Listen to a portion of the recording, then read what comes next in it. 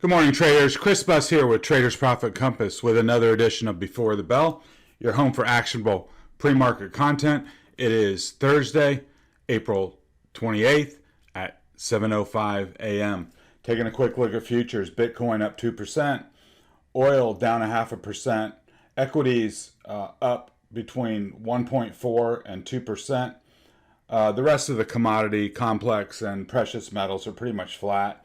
This morning on the macro front, we've got GDP, jobless claims, nat gas inventory at 10:30, some info from the KC Fed, and a 7-year bond auction at 1 p.m. On the earnings front, before the bell, Twitter, everybody will be buzzing about that one. Caterpillar, Nokia, MasterCard, McDonald's, Peabody Energy, Coal, BTU, and Domino's, DPZ. And of course this afternoon, Apple, Amazon, Roku, Intel, Robinhood, U.S. Steel, and Southwestern Energy. And as always, please run your player at 1.5x. Not a lot to go over today.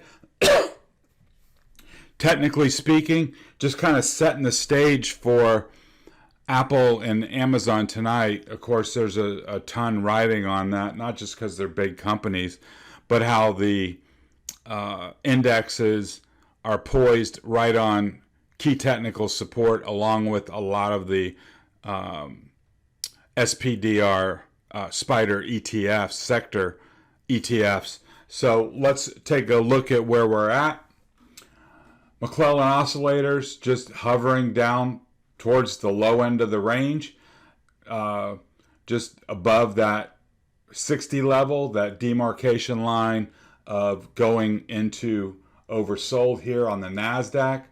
If we jump over in the on the NYSE oscillator, going up just a little bit from yesterday, from minus 65 to 60. So from the oscillator perspective, we're certainly at a place where it could zero out and turn north or go lower. We've seen, minus 90 levels, and we've also seen it reverse from right in this area. So,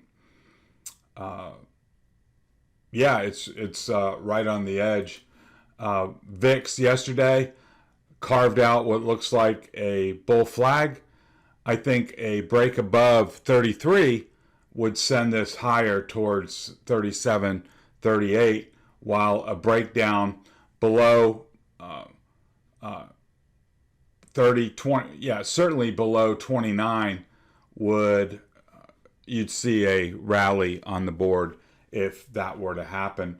If we look at our volatility term inversion signal, both are down right in that range where you'd expect a bounce. If it's going to happen, it's going to happen soon over the next, tomorrow and into Monday. If we get a good reaction tonight, these are certainly at locations where you'd expect a bounce here. You can look back in time and you can see where these volatility term inversions have been pretty darn good places to look for a technical bounce. Looking at SPY, look at that candle. We went up towards the top of the range for a touch. We touched the March lows and just kind of closed right where we opened, essentially, 0.28% up $1 right here. So really an indecisive candle from that perspective. You see here on the 60-minute chart where price reached up to this 422 level with quite a number of candles where it got rejected and then kind of closed here towards the bottom of the range. If you want to mark a couple places on your SPY chart for the levels that I deem are critical, the first one is 415.50, 415 spot 50, and then the next one is 411 from the charts, which would, those are the two next critical levels. And if we take out the February lows, then we'll open up the chart for more downside. Very much the same type of action yesterday in the Qs. We reached up to the top of this support band around 322 and then closed down towards the bottom of the range. If we look here on the 1 hour chart, one thing that didn't really happen is, we were talking about this bear flag breakdown. Well, we got 2/3 of it. We got the first leg down, we got the bear flag, and then we got a break of that flag. But this is not this what amounts to a 2-day consolidation is not the classic bear flag breakdown look. You'd expect a sharp leg down, a bear flag, little baby relief rally, and then what you want to see, or the classic bear flag breakdown, is a impulsive leg lower breaking out of the flag. And you can see this support area arrested the selling, and we know why. It's at ultra key support. And if you want to write down a level on the Qs to alarm, to make, get your crayons out, make a big thick line, it's at 317.35. 317.35 right here. I show that as the breakdown level. So you start getting closes below that level, it's going to probably open up the door to more selling. IWM, big trading range here that we've been in for basically most of 2022 so far, with excursions to both the bottom and the top of the range. And here we sit right at the bottom. I would have your thick line and alarm at 187.50.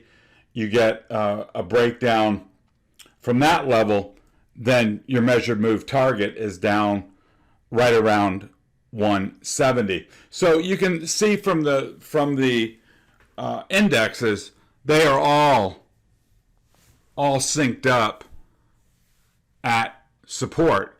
And any technician will tell you support is support until it breaks.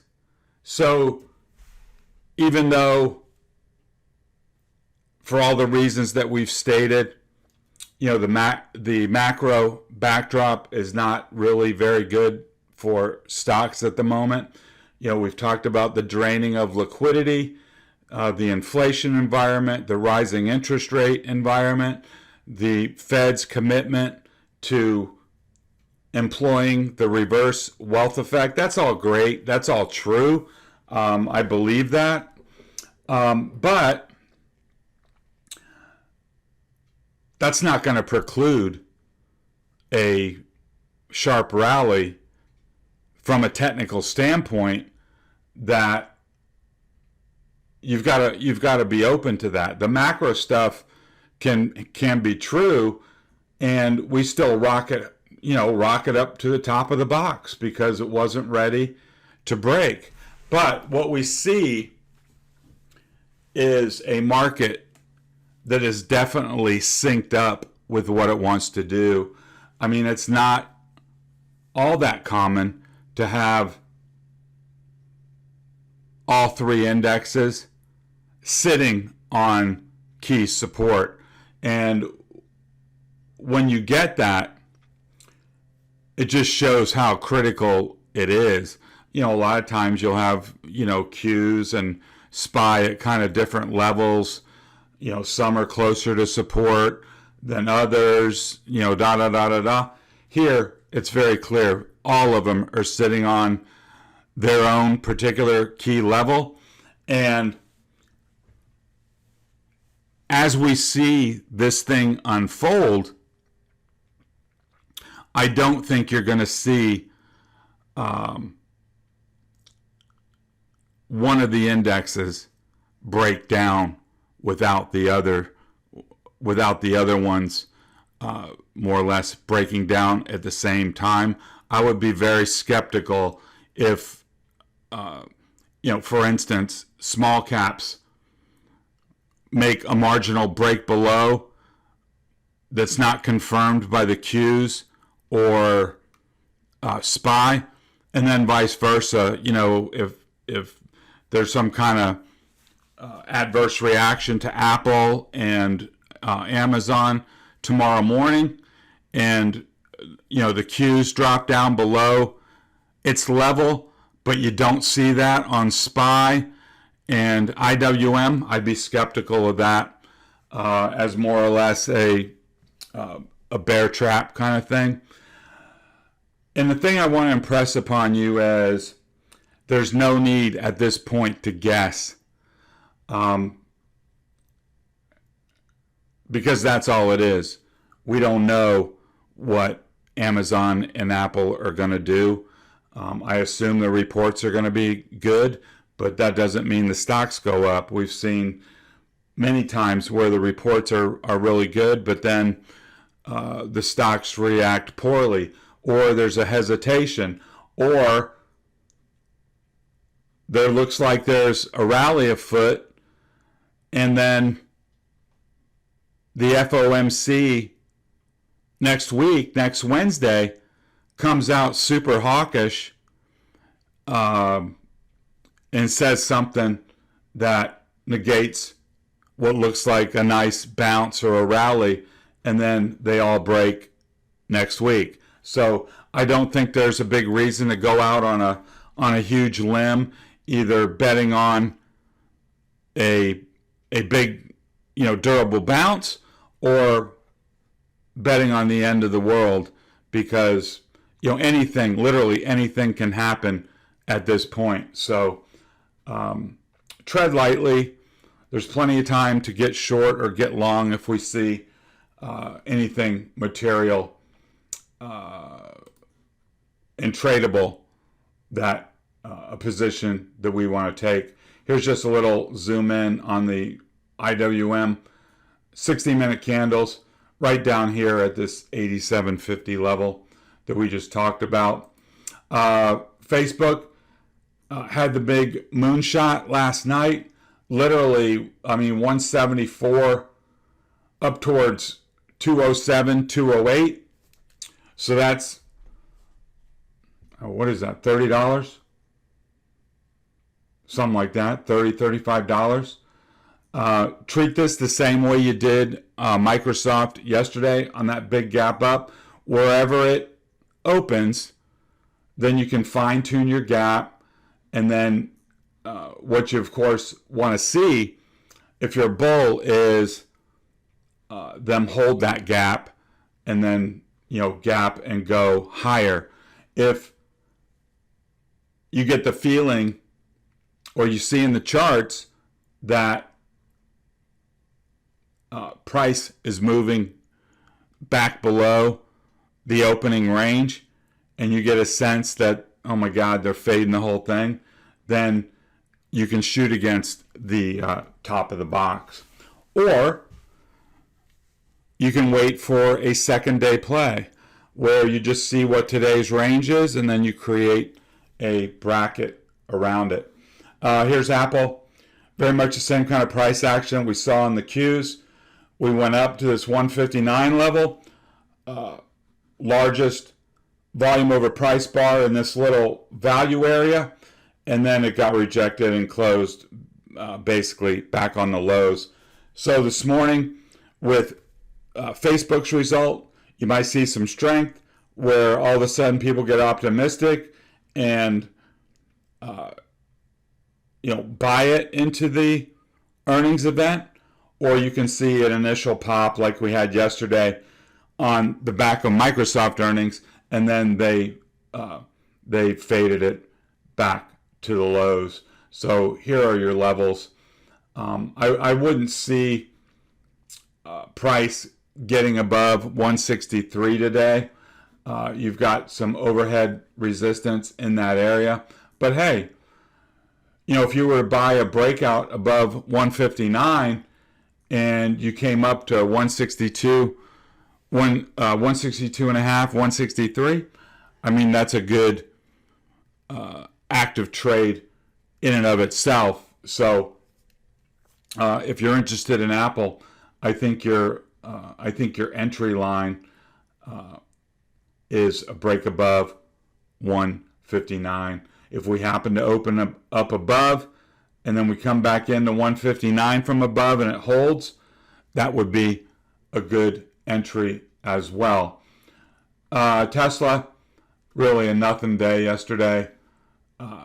Just a little consolidation. We had talked about yesterday that we closed below the 200. So yesterday they came up and back tested that from above, and then they closed it. Well, where did they close it? 200 is at 894, and we're at 881. So just below. We're still below the 200 EMA. And we've got we've got Twitter this morning. So now with that linkage, you may see some kind of reaction out of Tesla based on what Twitter says in their earnings report. Here's the setup on Microsoft. What I did here is, we opened up here, and then the first couple candles came back to back touch 280, and then we went on up to 290 and then fell back. So what I have as the bracket trade is 280 and 291. That was the low of the day and the high of the day. In fact, in the trading room yesterday, I said shorting 290 has been a good trade in the recent past. And why do I say that? Well, they've all been rejections. Reject, reject, reject, reject, and then a rejection there. So if that was you yesterday and you saw that line of resistance there at 291 and you saw the stall at the top, at the very least, that was an objective trade to take right at that point, just below the gap. So as far as the bracket trade goes, you can play this range between 280 and 292, or you can wait to see if this breaks down below 280, and then you've got a target of a $10 gap fill. Amazon, just in an oscillation mode ahead of earnings, had the move down, little bear flag, and then consolidating in a pretty tight range here. I would say today, 27.50 would be a place to alarm on the low side, and 28.25 on the high side. And then, you can decide whether to trade that range or just wait for earnings to clear and then, pick it up tomorrow. I don't expect, just like Apple, they could sell it ahead of earnings or buy it ahead of earnings. And if that's a strong impulse, then it might be something worth keeping your eye on today if you're an active and nimble trader. Here's Google. That was one of the disappointing ones out of the FATMAAN group. So here's your bracket trade, 22.55 down here at the low end of the range. And then you've got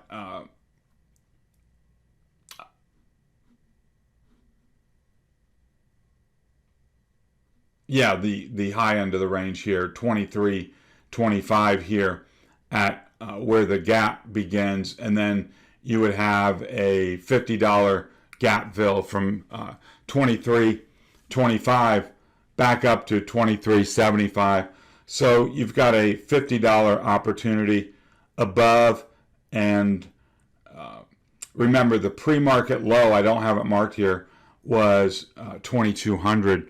So you've got at least a $50 move down to test that pre-market low on Google, and I would imagine that this will stay in the range today and wait for Amazon and Apple to provide fuel either to the upside or the downside. Netflix just keeps dribbling lower. If you got in on this bracket trade, it hasn't been a big impulsive move, but nevertheless, if you had set up your bracket and got short, in just a few days, you're down from 220 down to 190, and that ain't all bad. I would stick with that trade as long as you can. There's no reason at this point to expect a reversal. You can just trail down your stops, or put a line in the sand or an alarm where you feel like there would be a bounce that you want to take the trade off. So semiconductors down about 0.5%. Here's the first leg down, bull flag, second leg. You can tell this one's been a lot more impulsive than some of those other charts that we looked at. So now the downside targets remain 223 and then 215.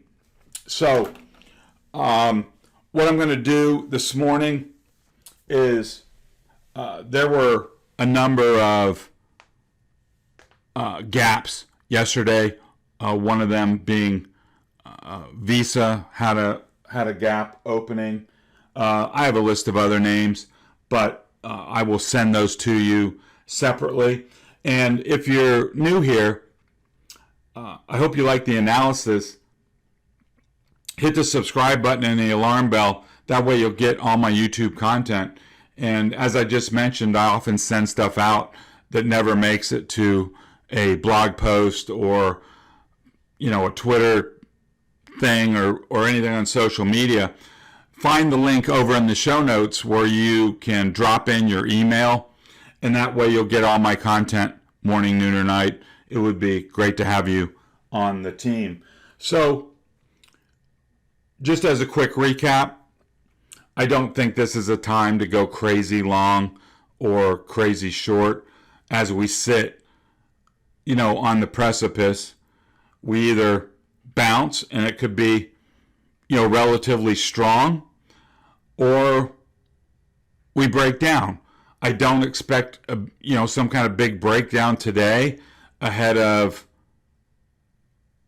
Apple and Amazon, but if things are good and we get a big after hours move higher in both those names, then tomorrow morning you would probably see a healthy bounce, and then we'll have to figure in how we're going to handle the couple days ahead of the FOMC first rate hike in forever, and what their comments might be. That's going to be another one that's going to be very hard to game. So I would be very, very tactical at this point. Like I said, I don't think it's time for long duration, not long the market, but long duration trades where you plan to sit at them for months and months. I think it's too dynamic of a situation, and with price right on the ledge, there's a high, you got a 50% chance, and that truly is a coin flip, which isn't very good odds as far as taking a bunch of long or short positions. You might be right, but it also might be very painful. So be careful over the next couple of days. Let's wrap it up there. Hope you guys have a good day of trading, and I will talk to you next time.